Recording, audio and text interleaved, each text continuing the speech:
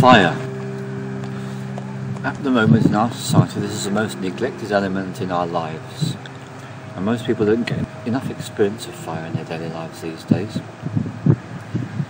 The exception is those who smoke. People who smoke are used to the idea of creating a small portable fire and having the experience of it.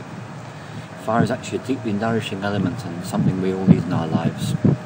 Another way to experience this is to create a fire, and this is an essential and integral part of shamanic practice.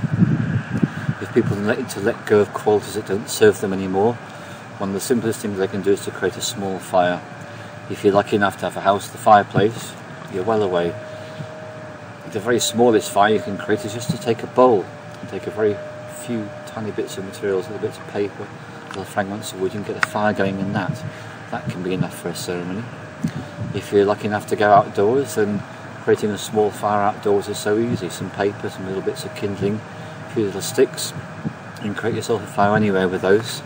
If you're concerned about making a mess, you can take a little aluminium tray to do it all in, so you're not making a mess in the countryside.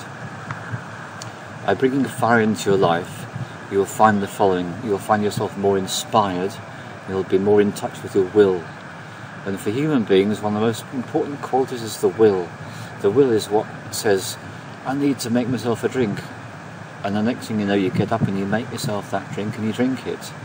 Will is literally the ability to put into practice anything which you intend. And this is really one of the cornerstones of shamanic practice, is to develop what we call intent.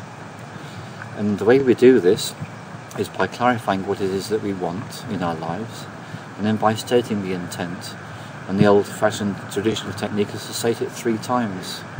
So for example, supposing a healer is going to do a shamanic journey to do healing for a person, what he will do, or she will do, is the very first thing is will state their intent for the healing of that person, and they will name the person, and they will do that 3 times.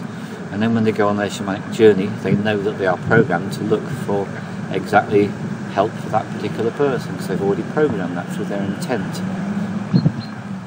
Another very important aspect of the element of fire is to be inspired. Fire literally inspires us. And we know this because there's nothing more inspiring than going outside on a bright sunny day and feeling the sun, feeling the connection with the sun, and knowing that's in our lives. That's a really good thing for inspiring us. So, in short, if you want to create a strong will and to be able to manifest your intent, these are the things you can do. First of all, make sure you're drinking plenty of water to keep your body well hydrated. Then make sure you're taking in some good quality air every day through the pranayama breathing exercise and from simply going outside in nature and feeling the air that's been oxygenated by the plants. These are all really good things to do to get yourself feeling more inspired about your life.